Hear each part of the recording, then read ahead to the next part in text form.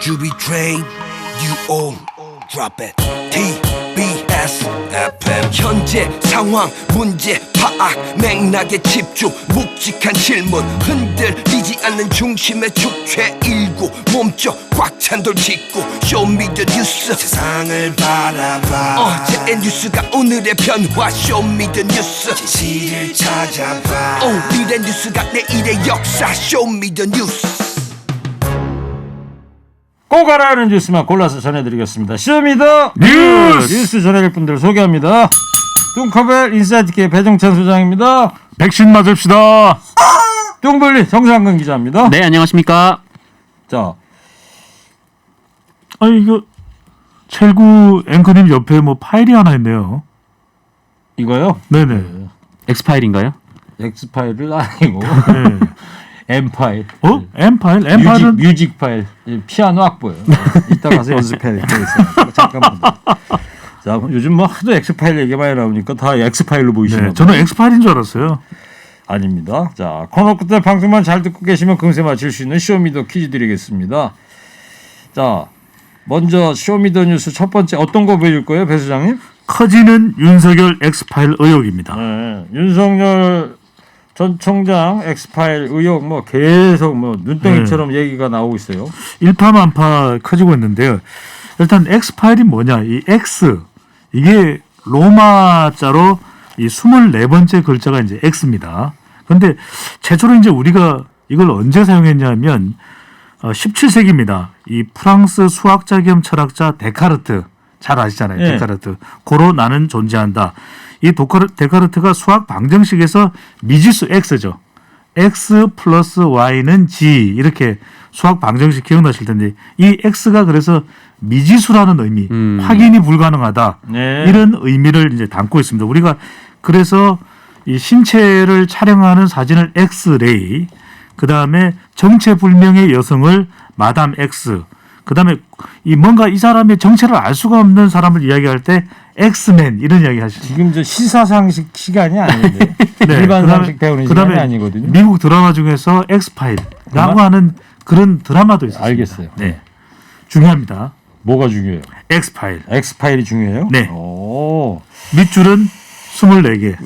왜 24개를 쳐야 돼요? 로마 문자 24번째 오. X입니다. 알겠습니다. 자, X파일의 유래. 오늘 뭐 듣고 나니까 네. 도움이 되네요. 그런 여러 가지 데카르트까지. 아니 그 사탕 하나 드릴게요. 대충 하시지 이렇게 정확하게 아는 분들이 안 계시거든요. 그러니까 정보를 제공해 드립니다. 근데 그거 안 보고도 쭉 말할 수 있어요? 외우고 있죠. 아, 외우고 있어요? 그럼요. 이따 끝날 때 물어볼게요. 다시. 네. 자, 오늘 저 김어준 뉴스공장에요. 장성철 시사평론가가 출연해서 윤석열 X파일 이야기 언급했던 시사평론가 출연했었는데 주요 발언을 저희가 편집했습니다. 잘 들어보세요, 청취자 여러분들. 그런데 그것들이 총 정리된 문건을 제가 본 거예요. 예. 그냥 하나하나 띄엄띄엄 봤을 때와 예를 들면 한 20가지 의혹들이 쭉 나열됐고 이것은 어떤 문제가 있고 이러한 내용들을 봤을 때 야, 이게 해명하다가 날샐 것 같다라는 생각과 이 의혹이 한두 개만이라도 사실이라도 이건 큰 문제가 생기겠다. 그리고 현재 윤석열 전 총장 측의 캠프의 예. 대응 방식, 수준, 네. 인력의 능력 이런 거 봤을 땐 제대로 대응을 못할 것 같다. 그런 생각이 들어서 그러면 공개하실 의사도 저는 공개하겠다니까요. 법적으로 문제 없으면은 제가 공장장님이 원하면은요. 그때 생태탕처럼 한 3일 정도 시간 주세요. 그러면은 여기서 다 그냥 깎게요. 근데 조건이 있어요. 법적으로 문제 없게 해주세요. 그걸 제가 사법기관이 아닌데 그 기관이 검찰인가요? 아닙니다. 정말 아닌가요? 네, 경찰인가요? 아닙니다. 전 다 아니라고 얘기할 수밖에 없어요 지금. 맞아도 아니라고 할 수밖에 없겠군요. 말할 수 없다가 정답입니까?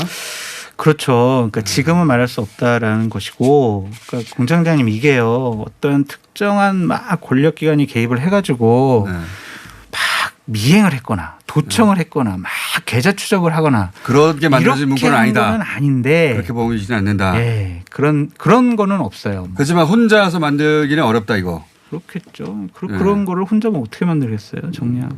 어쨌든 액수와 자금 흐름이 구체적으로 적시돼 있습니까? 액수, 네, 액수 같은 경우는 있어요. 네, 자 김어준 뉴스공장장하고 장성철 씨 아까 뉴스공장 했던 얘기 좀 편집해서 들려드렸는데 네. 자, 정상 기자 좀 정리를 해보자고요. 일단 뭐 내용을 정리하면 일단 엑스파일은 2개라는 게 장성철 씨의 주장이고요. 그리고 4월 달 게 있고 6월 6월 게 있다라는 거죠. 그리고 여기에는 전체적으로 한 20가지 정도의 의혹이 있고 이 중에 한두 개만 사실이어도 본인은 큰 문제라고 보고 있다. 이렇게 얘기를 했습니다. 그리고 본인은 이 내용을 공개할 의사가 있지만 이 법적으로 문제가 될 수 있다라는 말을 계속해서 반복했고 그리고 가장 관심이 가는 대목은 이 엑스파일이 누가 만든 것이냐라는 부분인데 이 장성철 시사평론가는 기관은 돼야 이 정도 정보를 모을 수가 있다라는 얘기를 했습니다. 하지만 뭐 기관이 만들었다라고 정확하게 얘기는 할 수는 없고 그리고 뭐 불법으로 자료를 수집해서 만든 것도 아닌 것으로 보인다. 미행을 했거나 뭐 네네. 도청했거나 계좌 추적하거나 그렇게 만들어진 건 아닌 것 같다는 거. 네네. 그래서 이 기관이 만든 건지도 확실히 모르겠고 이 기관으로부터 정보를 얻어서 이 여당에서 작성한 것으로 보인다. 뭐 이런 추측도 내놨습니다. 그다음에 이것을 이제 유튜브를 통해서 처음 이야기를 한 이유는 윤석열 전 총장이 이 의혹에 대해서 해명하다가 날 셀 것 같다 이런 생각이 있어서 이거를 알려주려고 저 유튜브에다 띄웠다는 거 아니겠어요? 맞습니다. 지금 윤석열 전 총장 측이 그 현재 대응하는 이 캠프의 시스템이나 역량을 보면 이 엑스파일에 대해서 제대로 방어하기에는 능력이 좀 부족한 것 같다라는 게 이 장성철 평론가의 주장이고요. 그리고 윤석열 전 총장 측이 좀 아직 뭐 캠프 구성이 좀 덜 돼 있고 또 대응 역량도 떨어져서 이 본인이 판단하기에는 좀 힘들지 않을까 이렇게 얘기를 하게 됐습니다. 네. 야권에서도 윤석열 전 총장 대응 방식이 문제겠다 이런 주장이 나오고 있습니다. 그 계속 엑스파일 논란이 나오는 것은 역대 대통령 선거를 앞두고 엑스파일 같은 논란이 유사한 논란들이 많았거든요. 그만큼 궁금증이죠. 세 글자입니다. 궁금증. 궁금하다. 이윤 전 총장과 관련된 의혹들이 인터넷을 뒤져보면 관련된 내용들이 있거든요. 크게 다르지 않을 것이다 이런 이야기도 나오는데 그렇다면 이 의혹과 관련해서 윤 전 총장이 좀 적극적으로 충분한 시간을 가지고 소명을 하면 되는데 안 하다 보니까 이런 엑스파일 논란이 있는 것 아니냐라는 이제 국민의힘 또 보수층 내에서 지적이 나오고 있는데 윤 전 총장은 입장을 밝혔습니다. 우선 이것이 공기관과 집권당에서 개입해 작성한 것이라면 명백한 불법 사찰이다라는 것을 이야기를 했고요. 그 얘기는 언제 나온 얘기예요? 오늘 나온 이야기입니다. 그래요? 예. 본인 스스로가 이제 입장을 밝힌 것인데 본인 스스로가 기자한테 얘기를 했다고요? 아닙니다. 이것마저도 이상록 대변인을 통해서 역시 전원 정치를 그렇죠. 이제 스스로 이렇게 밝혔다라고 이제 전달이 된 것인데 두 가지에 대해서 짧게 추가해서 설명을 드리면 장모 주가 조작 연루 의혹 보도에 대해서는 본인은 가족도 동등한 또 이 공정한 수사 재판을 받아야 된다. 절대 이것에는 가족 수사에 대해서는 내가 검찰 재직 시에도 관여한 바가 없고 앞으로도 관여해서는 안 된다. 그다음에 불명예 출처 불명예 개 문서에 대해서는 밝혀서 규명해야 될 것이 있으면 규명을 하겠다라고 이상록 대변인을 통해서 밝혔습니다. 네. 자, 지금 얘기 나온 걸로 보면 6월 27일 일요일인데 이날을 뭐 정계 진출 선언을 할 것이라고 그랬는데 네네. 이제 만약에 하게 되면 그때부터는 본인이 직접 기자들을 언론 앞에 이제 쓸 것 같기도 한데 아직까지도 지금 전원 정치를 하고 있는 상황인데 이 네거티브 대응팀을 뭐 구성했다 뭐 이런 얘기도 들리더라고요. 네, 뭐 머니투데이가 관련돼서 보도를 했는데요. 이 네거티브 대응팀이 그 윤석열 전 총장의 이 장모 관련 사건을 변호하고 있는 이 손경식 변호사가 주축이 돼서 팀을 꾸릴 예정이다. 뭐 이런 얘기였습니다. 그래서 손경식 변호사도 이 머니투데이하고 인터뷰를 했는데 이 네거티브 대응팀에서 지금 뭐 네거티브가 연속으로 나오고 있기 때문에 뭐 일정 정도 역할을 해야 될 것 같다라고 얘기를 하면서 이 가족들 사건으로 특히 공세가 지속되는 만큼 해당 부분을 가장 잘 아는 사람이 본인이다 이렇게 얘기를 했습니다만 역시 윤석열 전 총장의 의지가 있는 것인지 이것은 알려지지 않았습니다. 네. 자, 먼저 미국 대통령 오바마 있잖아요. 네. 그 사람 제가 옛날에 읽었던 부분인데 그 위기 대응 몇 단계 철학이 있더라고요. 매뉴얼이. 네. 1번이 뭐냐? 뭔가 의혹이 제기되면 미 백악관 자기 백악관에 대해 의혹이 제기되면 무조건 전면에 나서서 솔직하게 얘기를 해야 된다. 이게 위기 대응의 첫 번째 단계다. 이런 얘기를 하는데 지금 보면 윤석열 전 총장하고는 전혀 딴판인 그런 상황입니다. 그러니까요. 이게 궁금한 건 당연할 수밖에 없는 것이거든요. 더 적극적으로 소명을 하면 되는 거죠. 네. 자.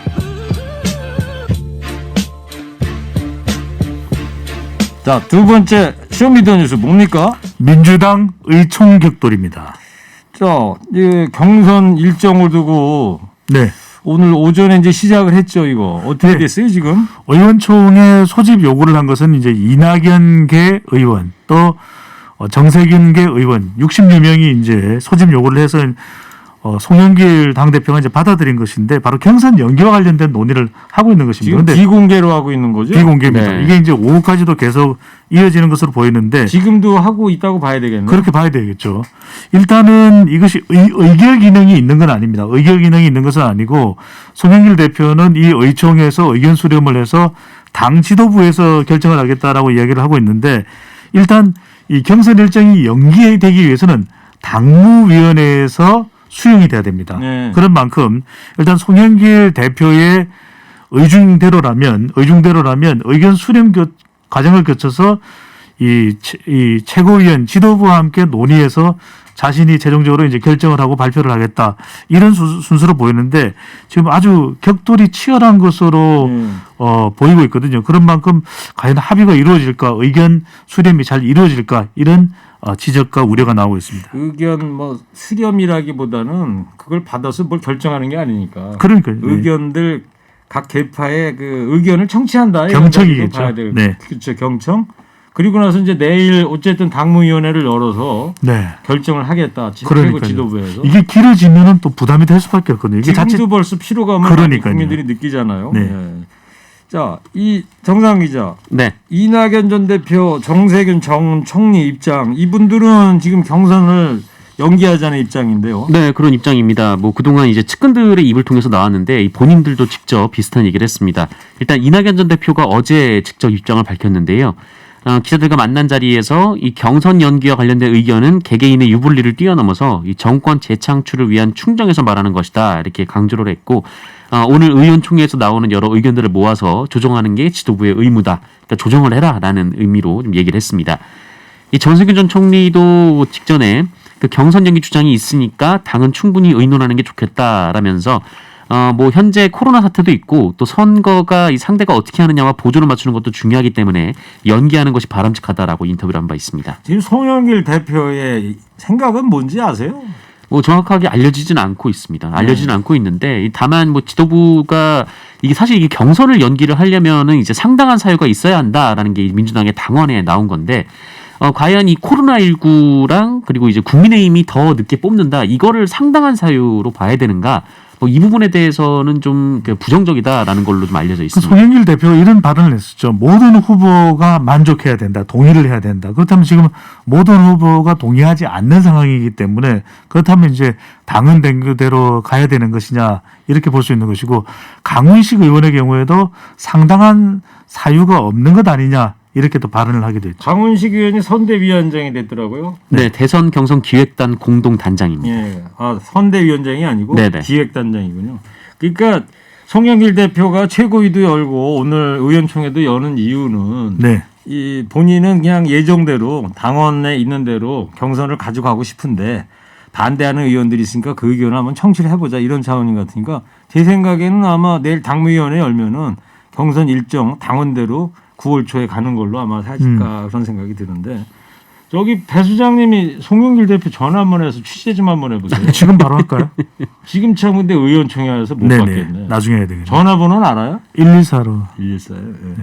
그리고 이재명 경기지사는 이제 원안대로 가자는 입장인데 네. 노무현 전 대통령의 어로까지 이야기하면서 반박을 하고 있습니다. 감성적 접근이라고 봐야 되겠죠. 이재명 지사는 경선 연기에 대해서 반대를 분명하게 밝히면서 노무현 대통령의 경우에도 원칙 없는 승리보다 차라리 원칙 있는 패배를 선택하는 게 결국 이기는 길이라라고 하는 발언을 또 소환을 했습니다. 노무현 대통령이 이런 멋진 얘기를 언제 했어요? 원칙 있는 패배가 노무현 대통령이 2002년 대선 후보 경선 때 아마 그런 발언을 한 것으로 알려지고 있는데 물론 이제 노무현 대통령이 그러면 우리가 경선 때 발언이 그러면 마누라를 버리란 말입니까? 이게 이제 잘 알려져 있는데 경선 과정에서 나왔던 네네. 바보 노무현의 명언들이 많이 있죠. 네. 계속 이어가면 이재명 지사는 경선 연기 압박에 대해서 이게 결과적으로 국민 신뢰를 훼손하는 것이다. 그렇게 되면은 오히려 당의 경쟁력이 더 위축될 것이다라고 이야기를 했고요. 그 다음에 지난 2017년 대선 경선 때는 그러면 연기하자 그런 발언을 왜 했었냐? 그때는 후보자들 간에 동의만 하면 또 합의만 하면 변경이 되는 상황이었기 때문에 지금의 경우와는 다르다라는 이야기를 했고요. 또 하나 이제 더 재차 강조를 한 건 11월 달에 경선을 하더라도 국민 생각은 바뀌지 않을 것이다라고 재차 강조를 했습니다. 네. 자, 세 번째 쇼미더뉴스 뭐 보여줄 거예요? 비트코인 폭락입니다. 비트코인이 폭락을 또 했다. 거의 날개 없이 추락하고 있는 상황입니까? 맞습니다. 뭐 비트코인 같은 이 가상화폐들이 엄청나게 폭락을 하고 있는데요.